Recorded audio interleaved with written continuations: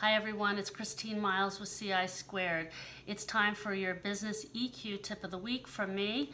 As we all know, there is so much happening in the media these days as it pertains to the treatment of women, and in particular women in the workplace.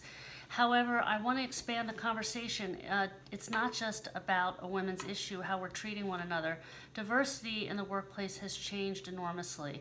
If we look back to just the 1960 timeframe, the average employee was a white 29-year-old male. Obviously, the population has changed dramatically, certainly for the better. It increases the richness of the conversation.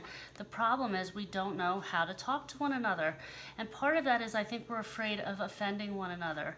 And bias comes into that. We make a lot of assumptions about who people are based on their race, based on their hair color, their height, what their background and education is, their ethnicity. The reality is everybody's human, and we have to learn to talk to one another as humans. And the best answer to that, I believe, is to be curious. So rather than just go with those stereotypical ideas or assume that differences mean that we don't have more in common, it's time to start asking more questions of one another to really understand who they are and open up the conversation. So please go out and talk to someone you know in the workplace and find out something important about them and see how that story impacts your ability to have a conversation. Thank you. Have a great week. See you soon.